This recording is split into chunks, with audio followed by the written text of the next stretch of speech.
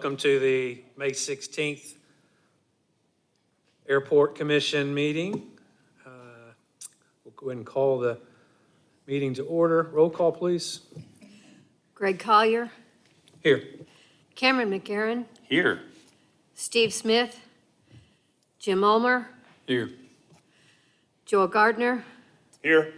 Micah Thomason, Here. Jason McMullen. Here.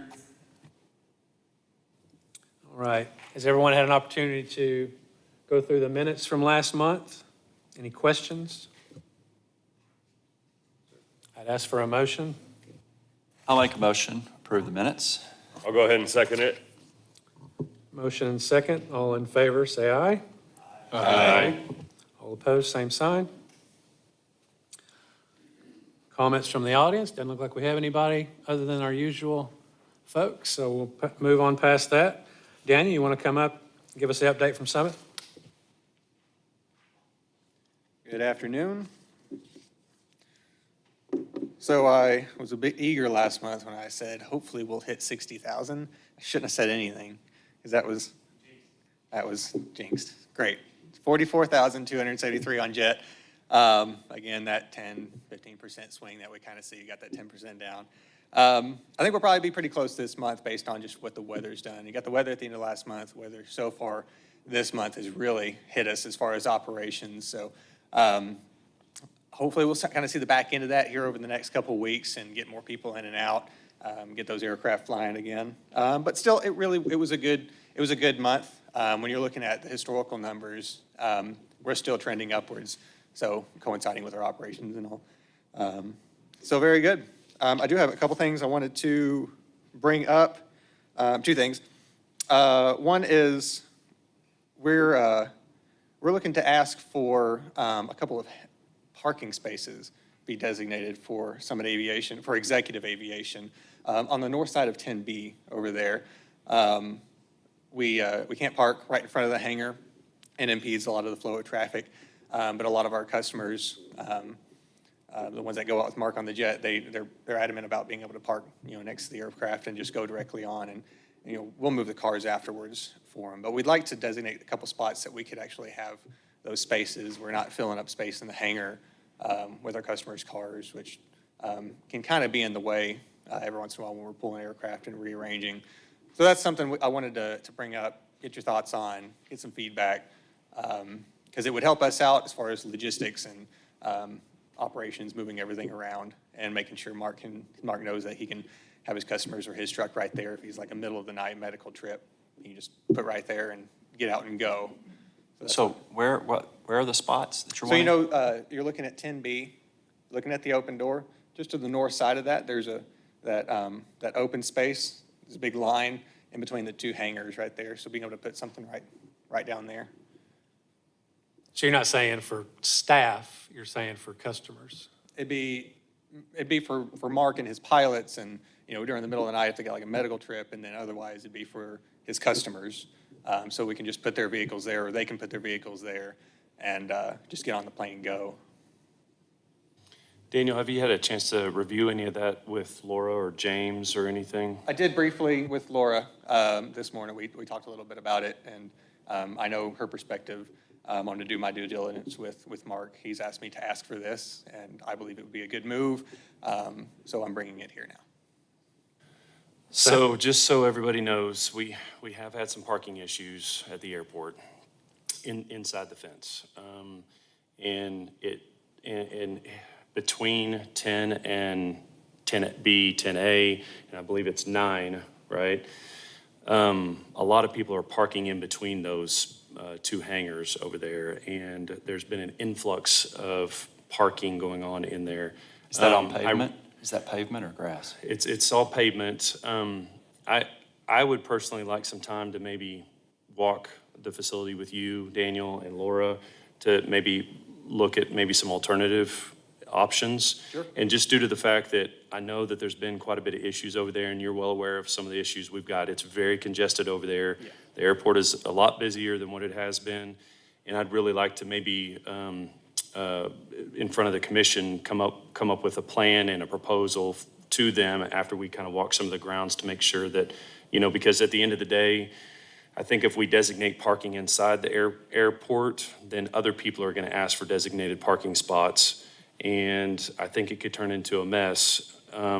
So I think let's be a little strategic about it. Let's talk about it. Let's walk through a few of those things. I know I haven't had time to talk to you. You emailed me yesterday about it, but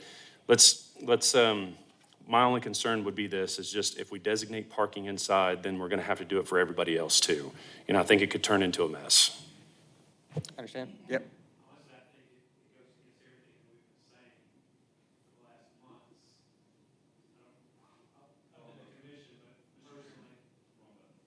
Oh, sorry. Personally, it's not fair to those that we're given restrictions to be able to let you do it.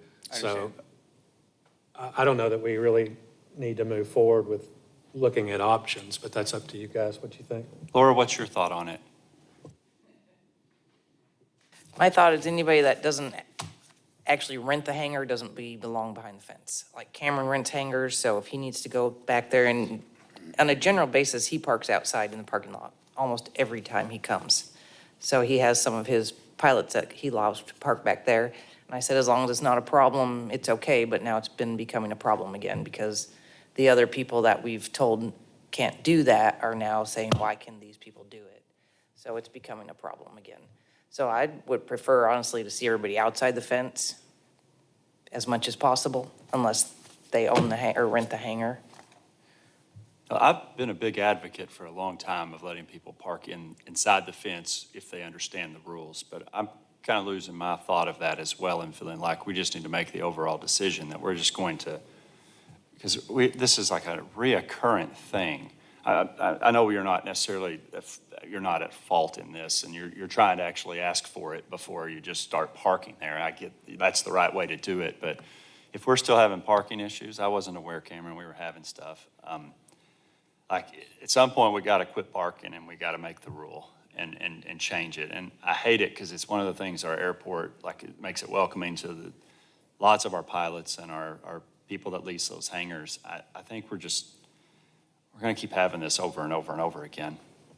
One of the things I'd like to make a comment on, though, those folks that are parking inside over by hangars 10 and 9, I would estimate 15 to 20 cars. And I'm not sure if we have all the parking out in the parking lot to accommodate that. Plus, on top of that, it's going to create a ripple effect. Manny's customers aren't going to have a place to park, and general customers coming into the terminal building. Most of the people that are parking in this area are actually employees of companies that are there. Yeah, I've asked my employees to start parking yeah. in hangar 11 parking lot for that So reason. I truly believe there's some alternative, there's an alternative resolution to maybe some of this. I just think we all need to sit down and think about it, talk about it, for the folks that are there at the airport, for those businesses that may have a need to be able to park next to those hangars. When Greg brought it up as like a possible option for us to spend money on extending parking, I felt like a year ago when I was out at the airport, like there's no way we needed that. But the last probably 2 or 3 times I've been out there, and I'm not even out there at the peak times, it has just been a madhouse with parking. I don't know how our parking was designed, and Greg, if you were involved in this, I don't want to hurt your feelings, but the parking there to me is atrocious. There are worse places to park in our city, but it is crazy getting into spots and the amount of like 3-point turns you've got to do to get in and out of a spot is just crazy. So that's something that when Greg is asking us to make our priorities, maybe that's something we need to, I feel like we do. The last few times I've been out there, there's more demand on it. It'll service more of our people that are paying taxes and are supporting our city here to have parking than it will to add hangars for our general aviation guys. And I'm a general aviation supporter, but the rules have changed. I can see now. Last time I was out there, I'm like, I get why they're wanting to park inside the fence. It's a nightmare to park outside the fence. And Laura's, I don't know how you park your truck in there. I guess you park down at the other building, but like it's a tough parking lot. But I agree with Daniel too, and we discussed that a while back to have employees over kind of behind hangar 11, between 11 and the fuel farm. That's a pretty good sized parking lot. I don't know do you know how many spaces? I bet there's 20 there anyway. That's what I was going to say. I think anybody that is employed at the airport, we should ask them to park in those 20 or so spots over there to open up those spots. And I'm assuming those people are parking in the main parking lot. Yeah, they are. And that's, I made the same point to Laura this morning. Like I said, I've got my employees parking over there. If we could say, if you're working at the airport, this is your lot. Anybody can park there, but you need to aim for this. That's gonna leave the main lot, especially as Manny gets busier and our traffic count increases as well. It's gonna keep the main lot clear. And it feels like my typical customer, they're flying out with Mark, they've got big trucks and they're just crammed together, 3-point turns, getting in and out of the parking lot. So it's taken up, that much more space. So what about in the car rental space over there? Is there any extra spots that we could designate there? If you like, I don't have any contract. It's just kind of a holdover from a long time ago that we have rental car signs there. But if the commission wants me to say, you need to take the signs down for everybody else to park there, which they do anyway, then I will. I'll just let the rental car agencies know, keep parking there, but we're taking the signs down. How Well, many I don't- cars? How many cars are in the rental fleet out there? It varies, just depends on the load. We could have 7 cars that are rentals that day, or we could just have 3 personal cars there. How many spots are there designated? There's probably about 12 or 13 there, isn't there? You think that many? Yeah, probably There's 10. there's quite a few. And I was wondering about that too. I'm glad you brought that up. Could we relocate those rental car signs or designated spots for the rental cars over towards hangar where Tommy Lee is? Yeah, no, Or we where could those do that, spots 'cause are we over could- there? We could use that line right there, and then the agencies will still like that they have specific spots for them. And, it wouldn't be any more difficult telling my customers that your car is located on this fence rather than this wall. Doesn't matter. Or, Same distance. Diagonal spot by the fuel farm. Yeah, that line right there. Yeah, there's signs on those for some rental company too, that he said we don't really have to have anymore. But another thought could be too, for Mark, since they're the FBO and he does a lot of charters, maybe give him 1 or 2 spots right there by that gate that he could park those vehicles in, designated spots for just him or his people. If you would allow for private parking for the first, 3 spots for tenants of the hangars of that row right there, maybe. Yeah, You have a walk-in door right there off the side of that hangar too, don't you? Yep, there is. So my recommendation still stands. Let's try to get together and try to reevaluate what we currently have today and see if we can shuffle some things around and then maybe come back to the commission and say, hey, here's what our proposal is. Sure. so can we just put you in charge of that? Sure. And do you mind bringing us a visual that we can see Yep. exactly how many Dan- spaces? Myself, Daniel, and Laura could work on it. Yep.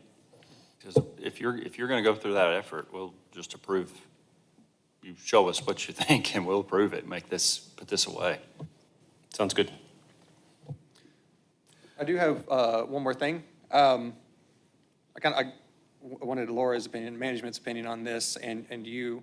What would the commission think about designating some lines to be painted onto the ramp that are no vehicles beyond this point or aircraft only beyond these lines, like foot wide, aircraft only stamped into it? I'm getting more and more people that are driving between planes, and I had a gentleman the other day, he's a base customer, was watching his airplane, but he came across the ramp. I haven't really minded so much, but the problem is they're starting to go between planes that are running, and he went next to a Cherokee that was running, and that didn't sit well with me. I think it'd be nice if I could have an official, don't do this, because we're chasing them down anyway. We're letting them know, like, please, take the road, go around. It's really not inconvenient. Let's to just that. do it. That needs done. They don't need to be on the ramp. They don't need to be out there like that. Yeah. Let's just get that done. Laura, can you help us get that done? There's a great way, great opportunities for where those lines can go, where they don't impede any of the T hangers or the tie downs, or any of the T hangers on the south and tie downs. It'd be the main ramp is our main operations, and then it'd just be the fuel trucks that are going by. So that being said, where we have the tie downs, why don't we keep that same paint bucket out and designate some lanes over there as well to park those planes and keep them away from traffic? I guess I'm not Yeah, say that again. visualizing that. So the tie downs is looking out the back door to the left where all the planes are tied down back Yeah. there. It'd be nice to tighten those up, to line those off, to keep them from spreading closer and closer up. Oh, yeah, and if you had this line there, that would be, that's your solid line. You're not going to put any tie downs past that. Nobody's going to park past that. But yeah, that'd be a good opportunity. But it'd help us out on our end, because, you know, my guys don't necessarily see the car coming up behind them, that they're marshaling out the plane in front of them. It's just, it's a pain. I agree with you. I know. I'm dealing with the same issues, Yeah. so. Yeah, it's just getting, you know, more and more prevalent. As we're busier, you know, we're just getting more and more of this, and, you know, trying to stay ahead of it's difficult, and then you got the guys who just, you know, they've always done it, so they're gonna keep trying to do it, and anyway. I don't have anything else, other than any comments that you guys have questions about how everything's going. Where we at on the reno? Sorry? Where we at on the reno? Yes, okay. So the room that's gonna be an office just to the right as you walk in has been primed, it's being painted right now. That framework and glass is going in. We get it on the 31st, I think that's when it starts, and then the 1st is a Saturday. The gentleman's gonna start building it out, and hopefully by the end of the weekend, I think he said he can do it in a day, basically. And everything will be in place, and that will be the private office, so we'll be able to start paying rent first of next month. And then I'll put Fawn over there. After that, I can move my line shack into her old office. We'll be able to take the refrigerators out of that refrigerator room, move those into the old line shack, create that little sitting area, and move vending into there. Then vending will be done where it's at currently. We're gonna have some seating in there. After that is done, really all we need to do is move the stuff out of the middle room at any point, and then Cameron can, Angie can go into your middle office there. That'll be ready to go. And then as soon as, at the beginning of next month, you can go into hangar 11 if you'd like. And as soon as you're in there and Angie's downstairs, I will be able to start the reno on the upstairs lounge. And it's a little bit more wall space. So it'll take some more time to do that, but yeah, get started. That's where I'm at. Why don't we, I don't know what our projection is this summer sometime. Why don't we go over there and have lunch with Manny and tour the facility after all the reno's been done? And Absolutely. everybody check it out. Yeah. You can check out hangar 11 anytime, but it is ugly. There's stuff everywhere. But it's coming along. We got a new door in between the wall. That doesn't matter. But anyway, yeah. Any questions for Daniel? Thanks, Daniel. Thanks for your time. All right. Report from Ernest. First of all, I apologize for not being here last month. But we had, both the lease agreements are ready for the renovations you all just discussed a moment ago. We have both the lease agreements ready to go once they're finished. And pursuant to the commission's instructions in March, the leases for 103 and 108 were terminated.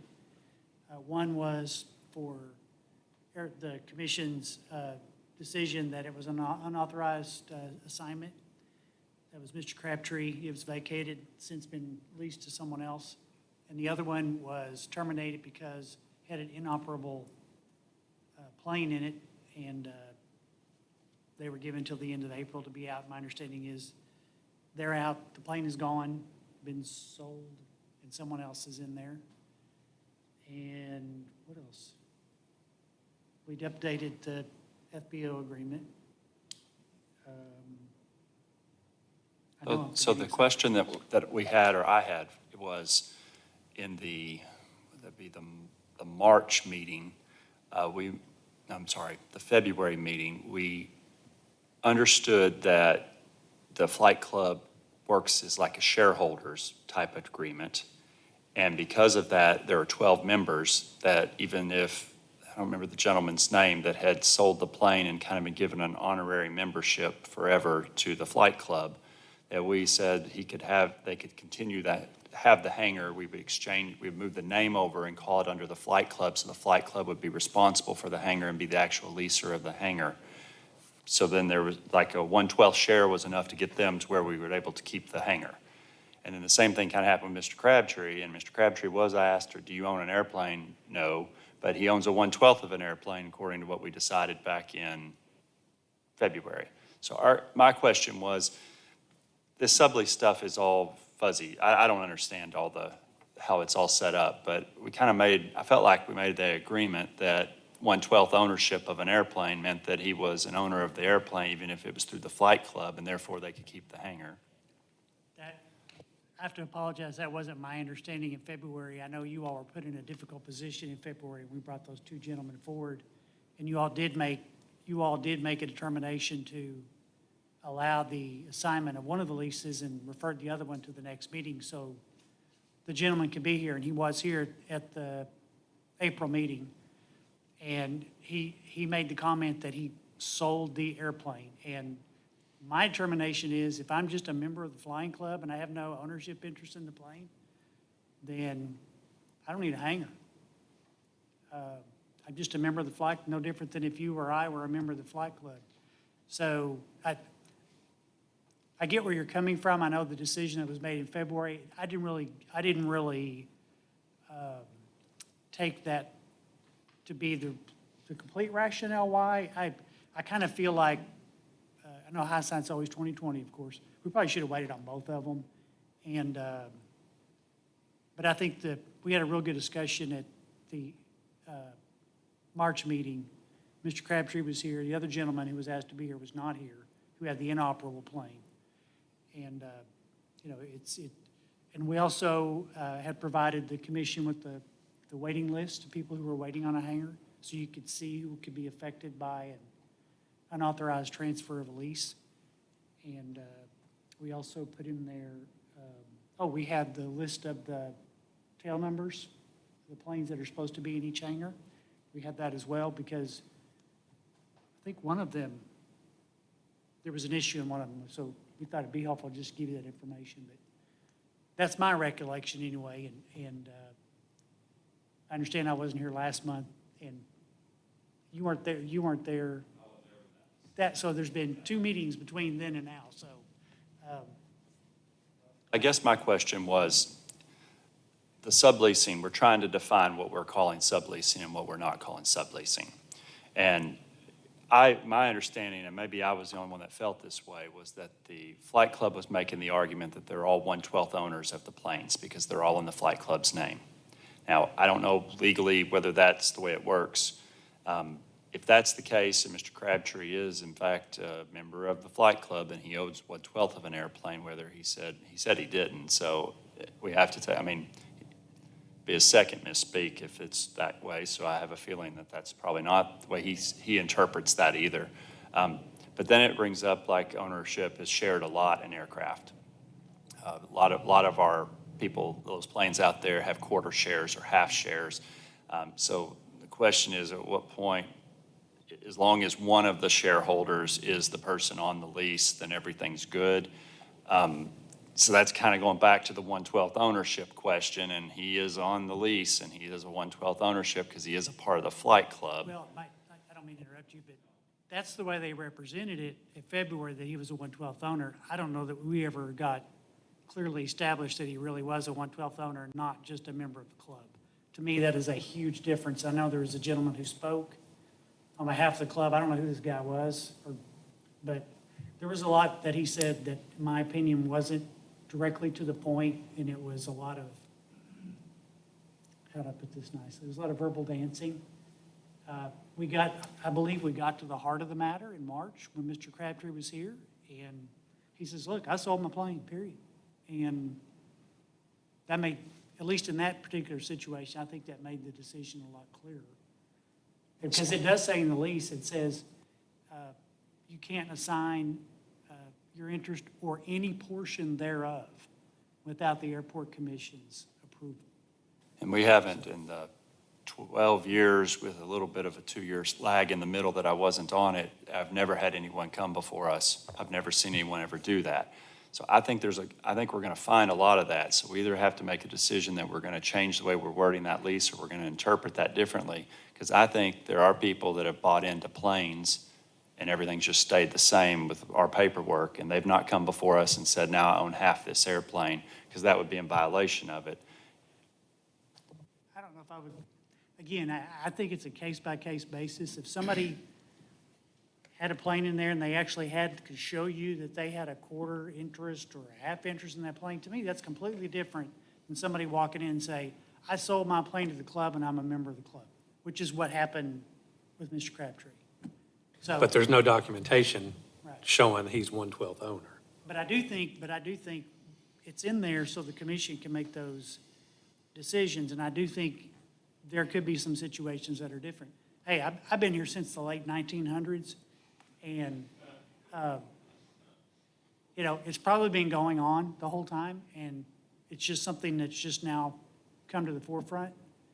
And might have been going on for years, and we just didn't know it, too, so. So the way you describe that, though, is that you cannot assign, say that again? It says that they may not sublet the premises in whole or in part, or assign or transfer this lease or any interest therein without the prior written consent of the airport commission. So, if somebody's still got an ownership in a plane that's sitting in that hangar, I think you all would probably come to the determination that, yeah, you probably still need the hangar, you probably haven't transferred your interest. But if you sell your plane outright, and you're just I don't mean to downplay the membership in the club, because it does mean a lot to people, understand, but if your only interest in that plane in that hangar is because you're a member of the club, to me, you've assigned which was the case with Mr. Crabtree. So, I don't know how many more of these we even know about. I don't know if we know any, but I kind of, in hindsight, like I said, it's 2020, I feel like you all got put in a difficult position in February. And we probably should have punted on both of them for a month instead of acting on one of them. But like you said, we hadn't dealt with it before, so. Well, and also those airplanes are in an individual's names, they're not in the club name. That was something that Tommy Lee brought up, is that insurance is going to have a different view of ownership than we will as their leasers.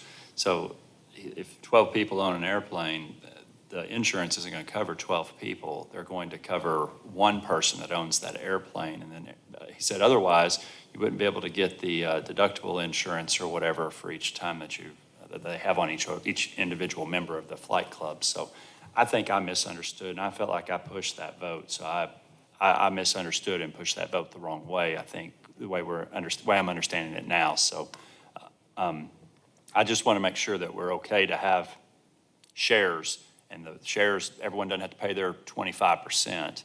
And at least doesn't sound like it's requiring that, and we can make the determination.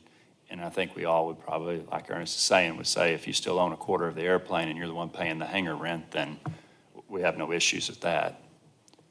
Yeah, and going back to February, like, we hadn't dealt with that before. And we had someone representing to us that perhaps the gentleman still had an interest in the plane by virtue of being a member of the club. A month later, we kind of fleshed that a little bit more with the other gentleman and realized, no, he doesn't have any actual ownership interest in the plane. He's just a member of the club, which I don't know the former person, if that was the case or not, but. Anyway. And it is what it is. I mean, we've made that determination on both of those, so we just move forward from here. Yeah, I can't say that we have a wide problem with this, because we do and have always tried to catch people who sell their aircraft and not try to transfer the hangar with it. So that has happened. They've tried, and we catch it and stop it. So if they sell their aircraft, the hangar has to be rented to the next person on the list. My concern was that we have 4 or 5 aircraft sold in a 2-year period. I think that's what we said, right? Like since you've been here longer than 2 years with this, but I think we had said that it seemed like a really low number. I felt like airplanes sell more often than we know about. We don't have a lot of movement. Their hangars are hard to come by, so if they want an airplane, they keep their hangar. And I think we discussed, I brought that up last time, is that maybe we should consider as a commission whether we let hangars go and we stop this sublease rule. Because if you do own an airplane, it would make it really difficult to sell an airplane, or I should say to step in and buy an airplane knowing I'm going to have to pull it out and tie it down, and I'm not going to have the hangar or even a T-hangar, any availability in Northwest Arkansas for any type of hangar. Now, we're not in the business of helping people sell airplanes, but I know like with the lake on boat slips, that's the common policy is that you can keep the slip. You have first opportunity to have the slip, and if you don't want it, then it goes to the waiting list. I didn't know if it was something we wanted to explore and consider, whether we can transfer those. That's the whole thing of the lease. They're welcome to come to you to see if they sold their aircraft to transfer the hangar with the plane. That's why it's in their lease, to come to you guys, not 2 years later get caught from doing it. And that's what both of these guys had done. They sold their aircraft and said, oh, I'm a member of the flying club. That's my hangar, goes with the flying club. And that's not how it should have been. They should have come to you guys the first of that 2 years. So that is still an option to transfer the hangar with the aircraft if they get y'all guys' blessings. How would we vote on that? I don't know what the proper procedure is. Like, would you guys let people do that? If someone came before us today and It's in, wanted, yeah, they have that right.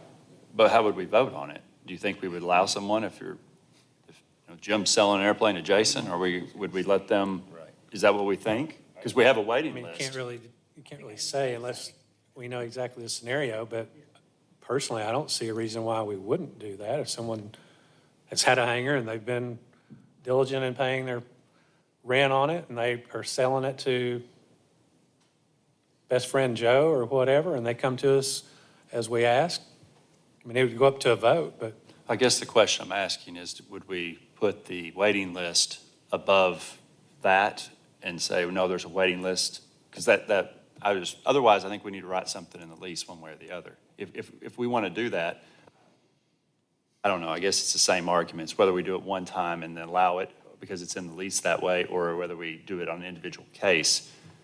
I don't know, I was just curious. You guys feel like someone brought that, or are we going to say, no, there's a waiting list? Appreciate your thought, but no, there's a waiting list. If I can just weigh in on this, first of all, I don't like the forgiveness over permission type of scenario, which we were put into. The first guy that I pushed the vote on, I want to say in February, was he just had somebody else walk through the door and try to pay the bill under a new name. The second guy passed an email along that says, I'm giving you my hangar without even consulting with us. If somebody was to come in here and say, oh, I'm going to transfer my hangar with my airplane, I'm going to say no. No, you're not going to. You need to go ahead and petition us to go ahead and find out if we want to allow you to do that. And second of all, if you're going to go ahead and sell your aircraft, you need to be ready to go ahead and let the person you're selling it to know that it's not coming with a hangar. There's no guarantee that it's coming with a hangar. or if you have thoughts of buying an aircraft, get on the list.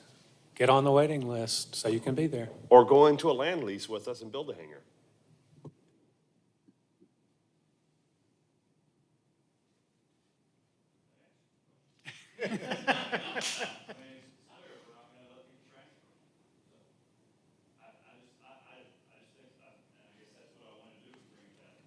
Bring up that conversation is, are we interested in allowing people to keep hangars with sale of airplane?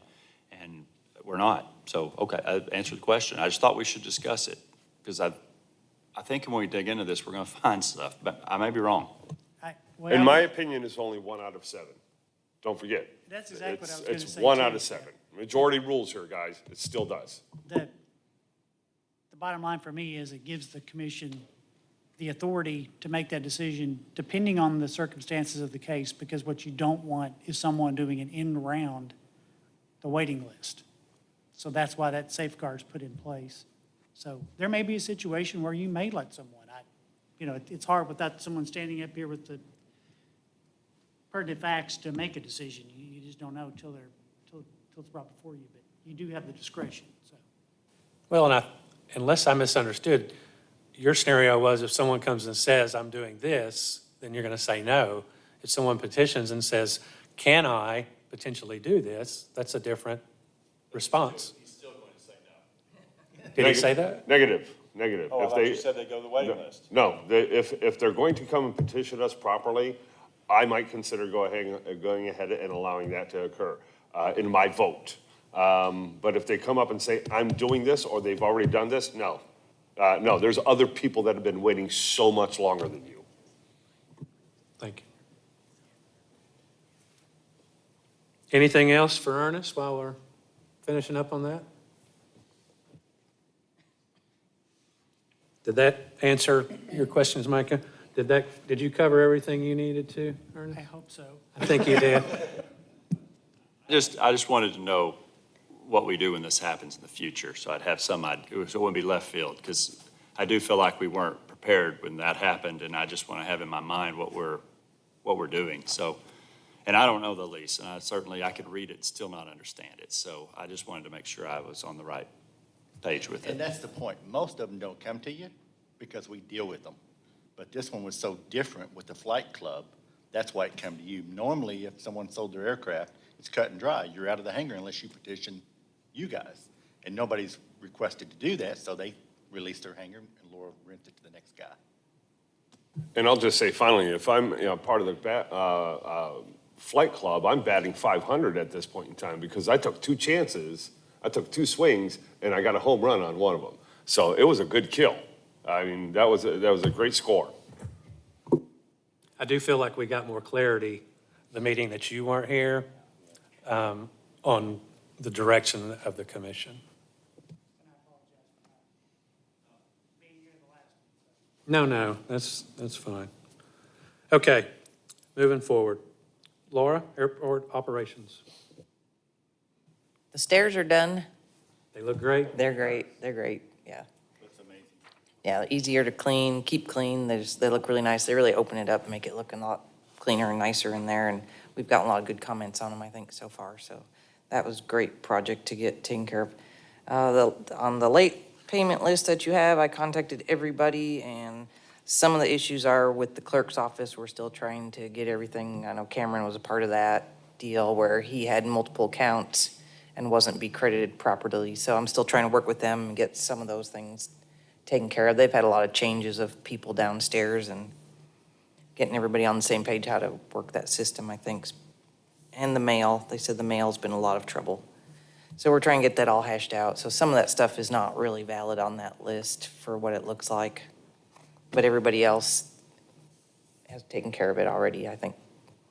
So we're good on that. Like Ernest said, 108 and 103 have been rented, and someone did buy that plane that same day we pulled it out, really.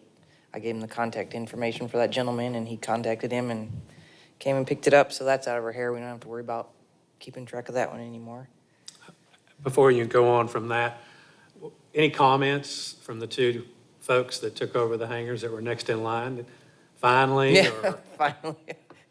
Didn't expect to ever hear from you again, kind of that thing. But, yeah, it's fun. It's fun around there. And then obviously dealing with the miscellaneous things we deal with out there all the time, but everything's going smooth. Even with all the rain, we're keeping it mowed down, and I think it looks pretty good out there. We're still busier than ever, and that's the reason a lot of the parking things have come up again, because we are so busy. We were so busy last year. This year's looking the same. Like we've had, I don't know if we have record numbers, but we had really high numbers lately too, even with the weather, and it's been crazy out there, and that's really dictating the inside the fence movement stuff. On Posey, that doesn't have a hangar listed, He's the land lease. and he's not paying $22.20. I think he's only, I talked to him, well, he emailed me yesterday, he wanted information on it because his brother is part owner with him. So I think his brother was handling that sort of thing. So I've talked with him through email today and let him know everything. But every other time he's gotten it taken care of immediately. I think he just was unsure what was going on with it. So I think he knows now, and going forward, hopefully that should be okay. Laura, I don't know if you have this answer, but financially speaking, how long are we going to carry the Cowboy Diner, Flightline Bar and Grill, Albatross Bar and Grill? That's Ernest for you. Okay, how long He's been trying to collect, I do know that, so I don't know. Do we- I've been trying to get these removed, particularly the very last one. At the very bottom, Jeff Mann, because we've already obtained a judgment, civil judgment against them, so really they should be off of here. Because we've obtained the judgment, and now it becomes, how do you collect it? Because we all know it's easier to get a judgment than it is to collect on one, so. That goes back to what she was saying about some of the new folks in the clerk's office and getting this cleaned up. So I will say that if I can jump in on that, the auditors were here last week for our annual audit, and this was one of the things that they looked at as a control that we have in place about our hangar rents and how we monitor those. And so I was able to provide them with the information that you all are provided with every month to show them that you do look at this. So it is noticed, so. Anything else for Laura? James, activity report? Yes, touching on what Laura said for operations, last year, we were the busiest airport in the state of Arkansas, and this year, we're breaking records from last year. So we're still being just as busy as we were last year, breaking records. So we have a lot of people coming and going. With that, the airport, or the city council approved to buy the Atco Rubber Building. So that passed Tuesday night. Well, last Monday, Daniel and Greg and I and Greg met with, and Laura, Army National Guard. So they had a Little Rock missed a tornado by about a mile of their base, where all their aircraft is based. And so they're looking at Northwest Arkansas to move part of their fleet. Well, they met with every airport up here. And so we feel once they finished talking to us, they were super excited. And they've already called back and scheduled for a follow-up meeting. So we've got a follow-up meeting now that the city council has approved to buy that Atco Rubber Building. We don't know any more details than that. We don't know much other than they're willing to bring 8 helicopters up, 4 Blackhawks and 4 Helos, and then potential drones after that. But with that, they're very strong committed to being into the community. So they'll have full-time military based on the field. So Daniel is working to get a fuel ticket that if they'll commit to saying they're willing to buy 50,000 gallons a year, then any aviation in this area that's military can come to our airport to fuel. So it's all great benefits. Yeah, I will make a comment that, yeah, they have to commit to 50,000 gallons a year. 6 to 8 aircraft would more than cover that. In the last month alone, we've had 20 Blackhawks come in. Something's drawing them to us. I think it's the free ice cream. They keep coming back. So I'm going to start working with Manny. If I can get these, because they're calling us, I got 4 more coming in on Sunday. I'm going to see if I can get a taco bar out there for them. If I know how many are coming, I'm going to keep feeding them because they're going to keep coming back. So it's doing good. So that's great for you guys now. So help me understand, the building isn't in the airport. How does that become in the airport? The Atco Rubber Building, Right, it's outside of well, It may the not. 3/4 be- mile road that we built, or the 1 mile, whatever. Great if it becomes question. city property, then Greg has a design that shows how to tie it into the airport. And see, the city is looking to extend Sunset straight into the airport. So there'll actually be a roundabout on Powell Street right in front of that building where Sunset comes So in. the current entrance that we put in a few years back will no longer be the main access in. Traffic will come straight down Sunset, right in front of the Atco building, into the airport. So Jones Elementary is planning on building a brand-new school and setting it back in the back of their lot. The reason why we moved away from Airport Avenue was because all that school traffic backed up on Airport Avenue. You couldn't use it twice a day. Well, engineers is now going to make sure that that doesn't happen on the new design. So our Airport Avenue will be the perfect access again. So the road, Airport Road that we have in there that we constructed, we could potentially run a ramp across to this warehouse. Let me just say, yes, the council did authorize the purchase, but Yeah. there are There's still- no guarantees. There's still several terms that still need to be worked out. The potential closing date is in October.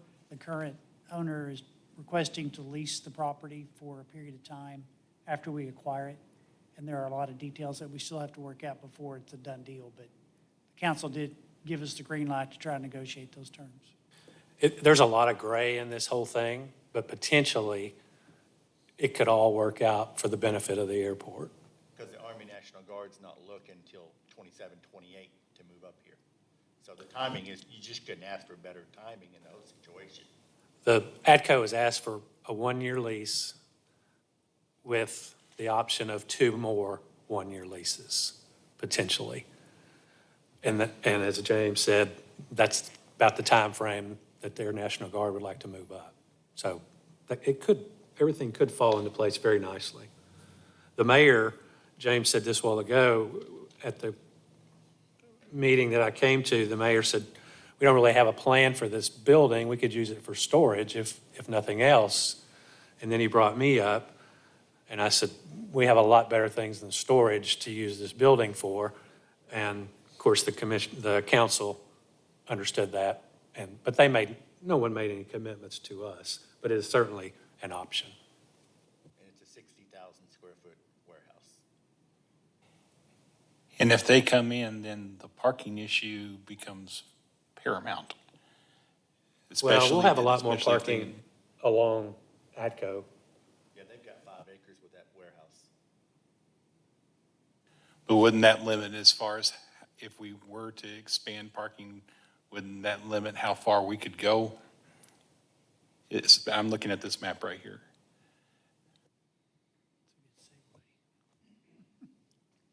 Take it off. Sorry. Hang on, let's, anything else for James? My only question is, inside my packet, I've got resolution APO 902. That was, we were asking for the tie-down fees and the stuff that Summit, we had gotten off with Summit on. I think, I asked for it because oh, we didn't know the,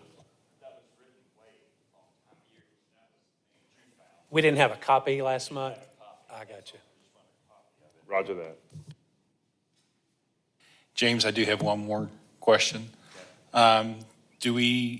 Last time we talked about the ATC guys not having the microphones with the radios. Has there been any update as far as getting microphones for them for the new radios? I don't know that they've got the new mics for it yet, but they're tickled to death with their new equipment. And And Greg has a also- little more for us on that, too. Yeah, we also got the federal grant for the tower for $380,000, and that's a 100% grant. So that's doing more work at the tower, getting all their council fixed and heat and air done, hopefully a generator. So it's an addition to our 150 state grant.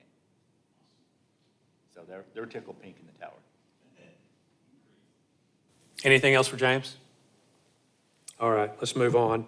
Can we revisit AP 0902 for a brief moment and find out what we're doing with the actual numbers on this? because I think the deal was that we didn't have a copy of it and that some of these numbers have changed over time and we wanted to update this resolution to be accurate of the numbers that Summit's currently charging. Is that right?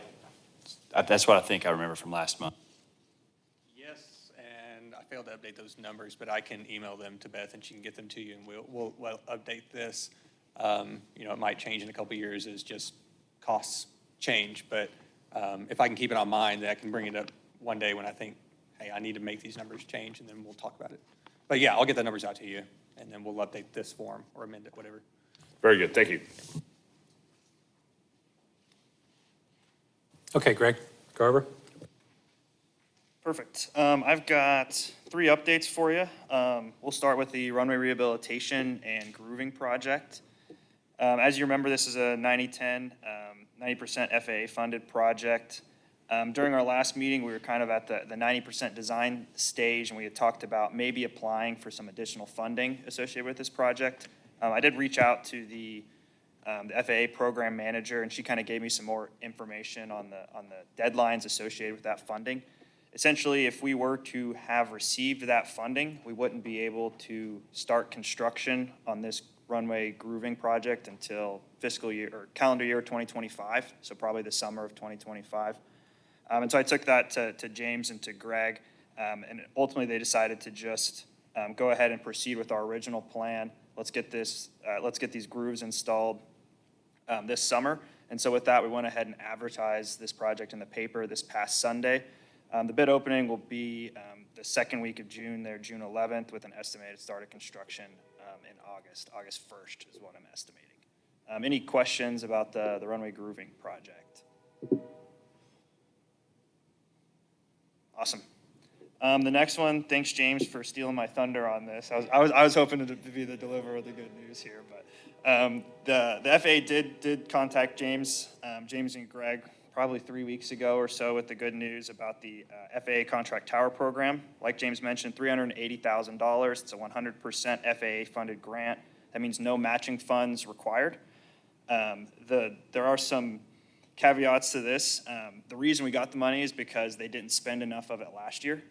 And so they gave us pretty much 2 months to be able to put a design together and get bid prices from a contractor. So we're on a really compressed schedule.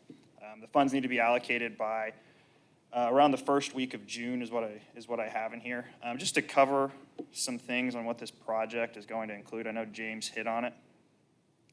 This is from a site visit that me and Laura took to the tower here. But James mentioned we already spent $150,000 or so with a state grant to upgrade a bunch of their equipment.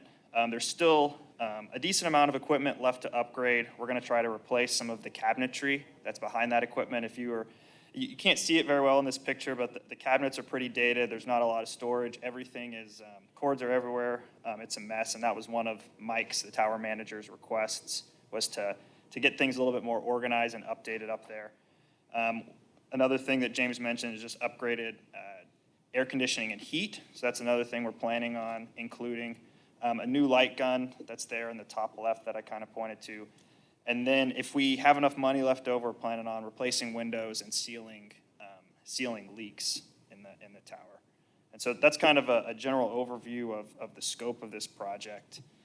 I kind of put together a rough cost estimate here. I wouldn't say I have these numbers vetted very well yet. I need to take them to a couple different specialty engineers that within Garver and within a company that we're working with on this one to vet them a little bit more. But essentially, we're going to try to spend all of the $380,000 as best we can. And honestly, we're going to try to get bids on maybe $420,000, $450,000 worth of stuff, and then go back to Mike and see what the best value is to him and to the airport after that point. And so what I would like to get approval from you all today is for approval of an engineering contract associated with this work. And so as you can see here, I'm estimating of that $380,000, I'm expecting about $327,000 to be directed to construction. That leaves about $3,000 for administrative expenses. This is things like advertising in the paper and some other miscellaneous things that can come up. And then the engineering services associated with that would be, let me zoom in here, here in yellow, the $50,000 there in yellow at the bottom. And that's estimated about 15% of the construction cost on this one. And I do not have the contract put together yet. Like I mentioned, haven't had a lot of time to get that through our legal team yet. But what I'm looking for is for you guys to give Greg or James approval to go ahead and execute that contract ahead of the next meeting, assuming that it's this $50,000, 15% range. Quick question, with Yes, a 7/1 allocation date, what is the expenditure date? So are you talking about when we're actually going to start construction on the project? Is that what you're talking about, or when you?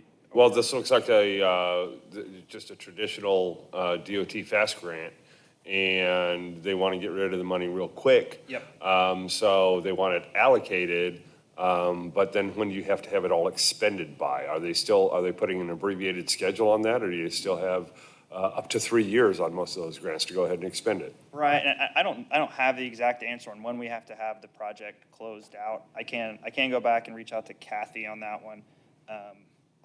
The only deadline that we've been focused on so far is just that July deadline of, you need to tell us how much money you're planning on spending, and then they generally put a 15% contingency on that in case anything comes up in construction. So from that point, I know we at least have a year to spend it to get construction completed, but I don't know if we have that 3 years that you were talking about. I'd make a motion to go ahead and allow them to execute the engineering services contract if Greg can find us a good engineer. I second that motion. Roll call vote, please. Yes. Yes. Yes. Yes. Yes, ma'am. Yes. Okay, it passes. Awesome. So by the next meeting, I'm still putting this schedule together in my head, but I think by the next meeting, we might not have bids in hand yet, but we'll have at least a design put together and kind of know what exactly we'll be able to afford, and those costs vetted a little bit more as well, or vetted a lot more. My final update is going to be on the Powell Hangar construction project. Construction is underway on this one. I've got a few pictures here, actually just a couple. So as you can tell, there's been a lot of rain in the past 3 weeks. I think it's been raining about every 3 days, which is unfortunate because it's not long enough to dry anything out. So you can see we've got a lot of water sitting here on where the apron's going to be. The hangar is actually up and progressing very quickly. And here's a picture facing, I guess, southeast towards the maintenance building right here in the middle, and you can tell we're just swamped with water. But if we can get maybe a week or two of this to dry out, that'll give them enough time to install a lot of this drainage infrastructure so that we're not impacted so much by the water. We can get the water out of the site, and they can move on to drier operations generally. As far as the project, we did have a couple, I don't know if change orders is the right word, but a couple of items that I wanted to, that Greg and I have been discussing. I believe I brought up the firewall in the last meeting, and so just to catch you guys back up on that one, we extended the building to be the full limits of the hangar. We're not going to have that 12-foot overhang on the south side anymore because we had we could redesign the firewall, and it was beneficial to the airport to have that extra square footage. And so that cost was about that $19,000, like I mentioned, $19,000 for the firewall. And I mentioned that was covered underneath this construction contingency, that $17,500 of construction contingency there. And so that's kind of a wash there. But since then, we've kind of have another credit towards the project. That's this $30,000 here. This $30,000 was because we talked to the building department. We initially planned to have to reseal and grade the floors to drain. Essentially, that concrete's been sitting out there so long, we didn't know if it was sloped to drain out of the building. So if there was a fuel spill, the fuel would have just sat in the building, fire hazard. And so we did verify since our last meeting that the floor does have an adequate slope, and so that can save us $30,000 on having to reseal and update the floor. So what I'm coming back to you with is to get your opinions on adding a second door to this hangar. The hangar was originally designed back when Jeff Mann did it with 2 hangar doors. Whenever we came back and redid the project, because of the firewall, we decided to only go with 1 door. Now that we've moved the firewall, we can go back and reconsider the second door, especially with this $30,000 credit for the hangar floor ceiling. So we can add the second door for this $20,894 number. And I think, Greg, you can take it from here. I think we were just looking to get your opinions or some thoughts on that door. So obviously, $21,000 to add a door. We can split that hangar to put 2 aircrafts in. And James, can you help me out? I know we talked through this last week or so, and I'm not going to hold you to hard numbers, but in looking at the additional revenue from having 2 in there versus the 1, do you remember a break? I mean, I know it's not a hard number, but just based off of what we were ballparking. Yeah, I believe for the size hangars that they are, they're like 1,500 each.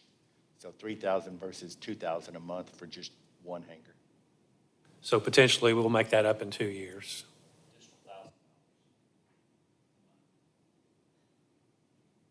But where does this put us on the budget? We will be over budget, and there's no additional grant money that will cover this $20,000. So I can't say it's going to be even 90% of that or anything. This will have to be, and Greg, correct me if I'm wrong, going back to city council to ask for. I'll have to go back and request the additional funds for that. And if they approve it, we can move forward. But we need to get the commission's blessing on it first. So where are we at over budget, what percentage? 20,000 on about 450,000. So 20,000 is what the over budget would be, the amount over the budget would be, and the total budget is 450, so let me get my calculator out there. Everyone's whispering like you did the math. About 4%. Thank you. Thanks, everyone. I'll practice my multiplication tables, I guess, when I go home. Thoughts from the commission? Any questions? I'm for it, But for the before additional that- rental space. Before that motion, Greg, this is something that I didn't mention to you on the phone, but I'd like you guys to consider giving me a little bit additional contingency on top of that 20,000, just in case something else comes up. Just because I had that 17,500 there in the contingency to begin with. We kind of ate right through that, which is what the contingency was there for, but an extra $4,000 or $5,000 can help me not have to come back and bother you, but can also help keep the contractor moving if something else comes up. Now, that's So at are we your thinking discretion. but 25,000 would be adequate to cover you and I think have- 25 would be adequate. I have 30 on here, but 25 would be adequate. I agree.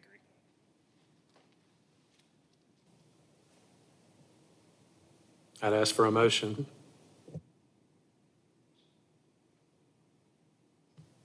I'll go ahead and make a motion to have us go to the city council to request an additional $25,000 to complete this project with full explanation that the back rent or the rent over the next couple of years will actually level this thing off. I would second that.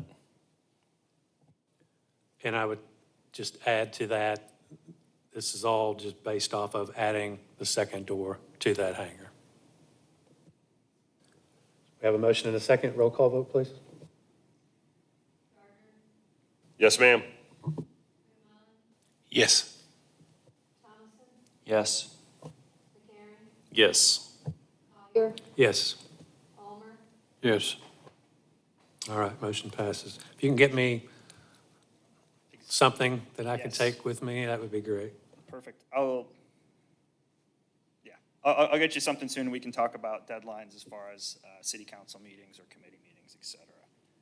I believe that was all I had for the Powell Hangar project. Are there any other questions or questions about any of the other projects that I've mentioned here?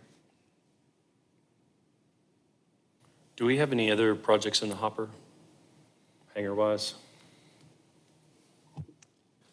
You said hangar-wise? I'll address one here in just a minute that, not related to you.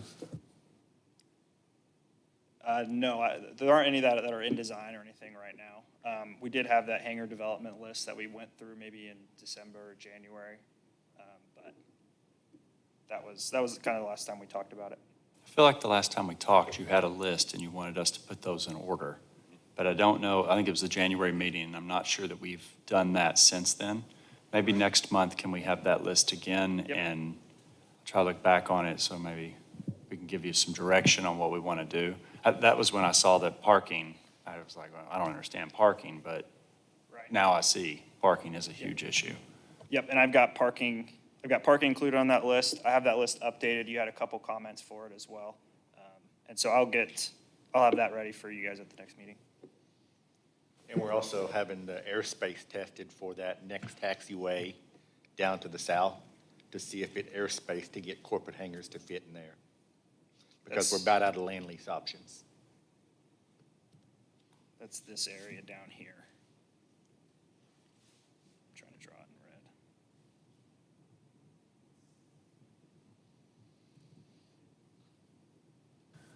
Laura, how many people are on our list do you think need T hangars? 80%?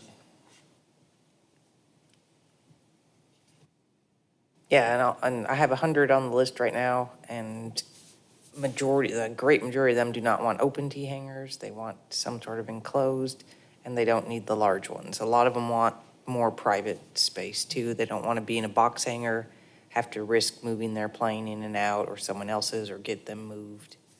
They just want to be able to come and go when they're ready and have everything there that's theirs, so. Box hangers have their place, but for my list, I don't think that's really an option. I have very few people that even share a hanger for that reason, even some of those larger hangers. You know, again, we're not there, but if we were to potentially be able to open that space up where the warehouse is going across the road, that would be an ideal area to put a bunch of T-hangers north to south.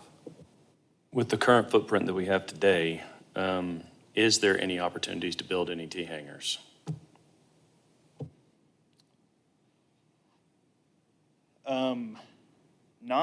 Not that I've been able to find unless you're willing to sacrifice some of the box hanger areas that we're talking about. The only example I can think of that is over here on the east side.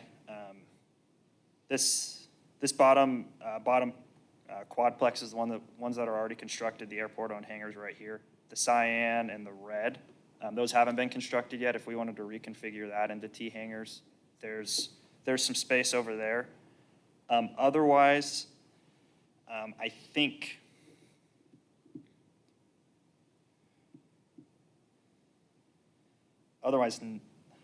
no, not easy projects, no. Could hangars 8 and 7 be extended? Is that these two right here? And so those are options if, Just trying to think outside the box a little bit. We need T-hangers. That's why I'm bringing all this up. Bad. That was my first thought, was down the ends of those two. I mean, I know we've talked about box hangers there, but you've got to have water, you got to have sewer. North. yeah, I don't know if we could extend the T-hangers that far north because we're still limited on that. We might be able to get one bay further going north. And are those nested T-hangers out there? Okay, so one, maybe two bays going north. I can look at it.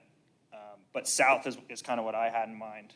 But that eats into your apron space, and that's kind of why I didn't want to suggest it yet, is if we take one of these hangars and bring it, 2 or 3 bays further south.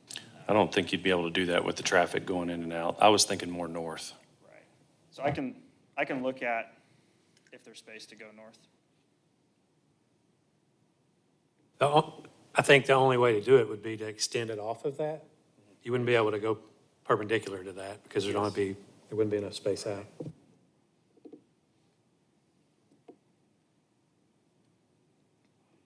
On either side.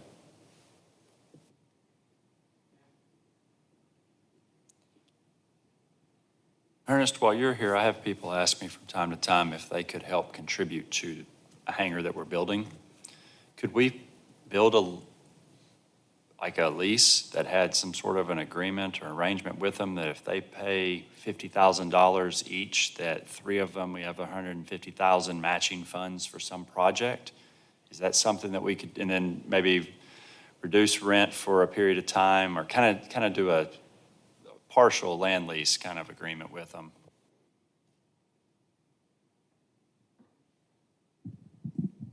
Possibly. I give up. Possibly. We've had this same thing come up in other categories, not necessarily airport. In fact, I just copied out an email, kind of a similar question, having to do with something else in another part of Arkansas where the same question was raised, so possibly. The whole issue of incentives is kind of I don't want to say a new thing, development incentives, but how do I want to explain this? Traditionally, the Arkansas Constitution prohibited municipalities or government entities from giving certain incentives. That was changed a couple of years ago, and there's a process in place, but it involves like a larger, project, and you have to do an economic impact study. But there's some other ways to do it that are being explored, so that's why I say possibly. without going too far into it, but there have been discussions about that. Yes. Could it fall under the private-public partnerships programs that are out there under the DOT? Maybe. I certainly could look at that, yeah. Well, if you see another example of someone doing this, would you tell us about it when it happens? I Absolutely. mean, In fact, it was, I'll tell you, it was the city of Magnolia while I was sitting here. It was, so, if there's something that looks like that, I know I've had several people on the waiting list that would be more than happy to pay more up front to have a hangar, know it was their hangar. But I didn't think we had done anything like that before, so if you see that, we can let someone else do all the arguing about it, and Exactly. we can not reinvent the wheel and just borrow theirs, so, but if you Yeah. see it, if you let us know. it's what we used to call back in the day, the Bass Pro Shop law, because back in the day, before Bass Pro Shop came to Arkansas, the way they operated was the city had to build a building, and then they would come in, but the law didn't allow us to do that. The law since changed, so this is kind of part of that aspect. So it's still kind of an evolving, I don't mean to single out Bass Pro Shops, but. Keep us that's in how they- mind. That was their business model. So, that's why we never had a Bass Pro Shops for years. Hey, Greg, now that you're drawing on this, what about to the west there on that same building? Oh, this one right here? Yeah, I mean, I can look at it going west with the T hangar as well. That is a place where we had I think someone was actually interested in building a corporate hangar or a box hangar at this spot, but Cameron, after you said that, I've spent a little bit of time looking at trying to find places for T hangars. I'll take a second look and try to get more creative. There's some other, like, I considered, going out here on the apron, but I don't think you want to go out on that apron, because if we move that taxiway over, that'll really mess that up. correct. And we're also limited, a lot of these buildings are already too close to the runway, and so it's going to be hard to get anything closer than a building that's already there. But I'll spend some more time looking at it. So if you do new builds on the end of those, will they require a fire hydrant too? Because there will be new? I need to look at if it's under, I think 12,000 square feet is the number, and then I'll definitely have to talk to Ed Stith, because if he says yes, yes, if he says no, no, is gonna be the answer. And from where we're looking at right here, it probably would be a good idea to look potentially at the new school going in. Is there going to have to be a new hydrant close to that? Because it's going to go farther east. Correct. Oh, you're talking about, yeah, east towards the terminal building. Do you know, James, if they're installing more water line towards the terminal? That I haven't heard. I'll get in touch with you to see if we can get those plans.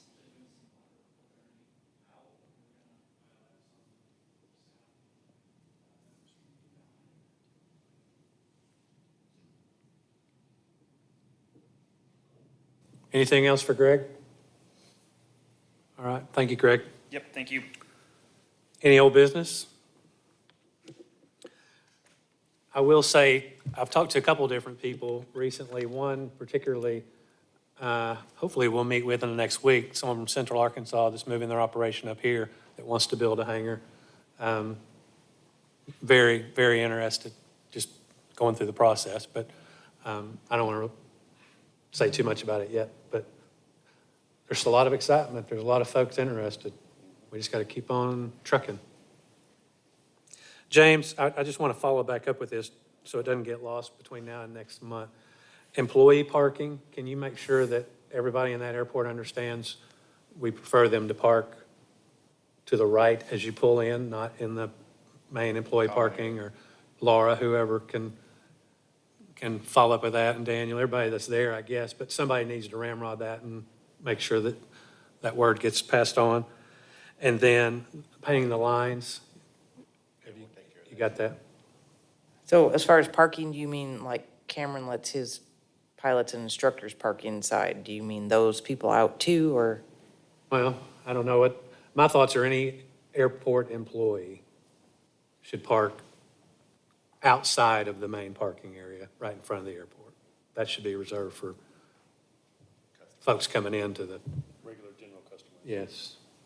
So he's just talking about the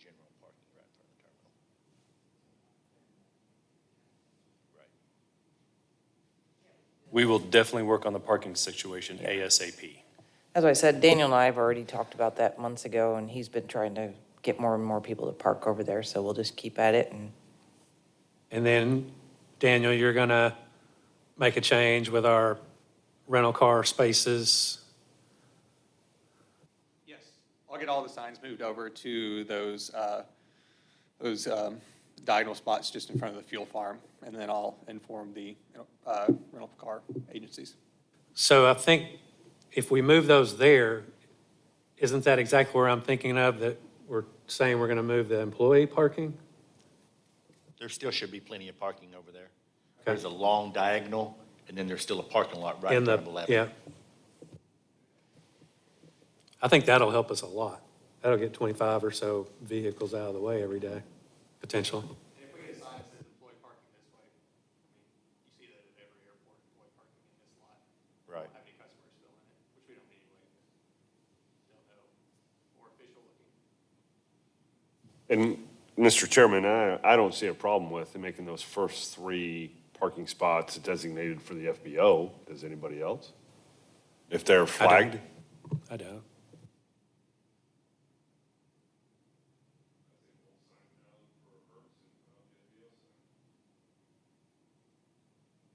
Does that solve the problem behind parking where you guys are having an issue? It's not what Mark wants, but it's definitely a step in the right direction, for sure. I think for just convenience of our customers that are getting onto those aircraft, if I know that I can rely on those spots being mine no matter what, then that's a great step forward, for sure. It's a good negotiation, I think. I usually look at something like that as all or none. You can have it or you cannot. Yeah. I'm going to stop where I'm at. We've got one tenant that likes to send me pictures when they park in front of that and go, well, if they can park there, why can't I park at the end of the ramp? Like, because it's not approved. Yeah, and this is our FBO. This is not just anybody. This is our FBO that we're granting this to, so. I will say, in case it ever does come up with pictures or anything, with the general operation of how we like to run things, that my customers' cars might be on the inside of our ramp so that we're taking care of my customers, but they're not going to be driving across the ramp. It'll most likely be my employees or the people getting on those aircraft, and the car will immediately be gone from the main ramp. It will not be staying there or crossing for any reason other than to get the people boarded or deplaned. Thank you. Any other comments from the commission? I'm kind of anxious to see if they've not been paying attention to the rental car signs, if they're going to pay attention to the new signs. I know a bunch of tow companies around here. Real quick before we adjourn, I just want to tell you that this is my last meeting. I've taken a job in the Tulsa area to start an aviation program with the Union School District. And so we'll be moving in the middle of next month. I'll still be connected with Cameron with this Tulsa operations. And of course, I've got to come back to see what the terminal looks like. But I just want to say thank y'all for letting me be a part of this for the last year. It's been a wonderful experience. And I will definitely be coming to visit y'all over the next few weeks before I have to leave. But just wanted to say before I go, thank y'all for everything and appreciate being a part of it. Thank you for volunteering and being a part of it. We appreciate you. Do you have a recommendation to take your place? That's a great question. We are looking to definitely do something post-secondary, and Cameron and Daniel have been a big part of that. As far as secondary level, we've had a lot of issues with the offices of skills and development, not approving anything for aviation in terms of financial support. Also, we do have some schools that are interested in taking part and continuing at NWTI on the secondary level. But since the program's not considered a secondary career center program and therefore the schools cannot be reimbursed for the money that they would spend at NWTI for those students. It's kind of put us in a hole as far as that program goes, which is quite unfortunate. You know, we were the first ones to do it, and there are now over a dozen school districts across the state that are doing it. I'm hoping that Bentonville continues, and I'm hoping that the cooperative in Harrison with Eureka Springs, Green Forest, and Berryville, I'm hoping that those schools will continue doing it as well. But right now, if I had to give you a short answer, if things don't change within the next few weeks, I don't see the program continuing, at least secondary.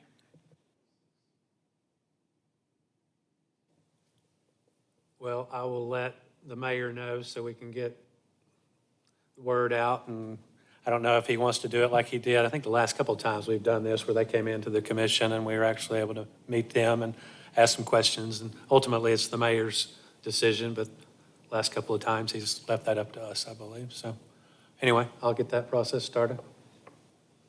Anything else? Thanks, everyone. We're adjourned.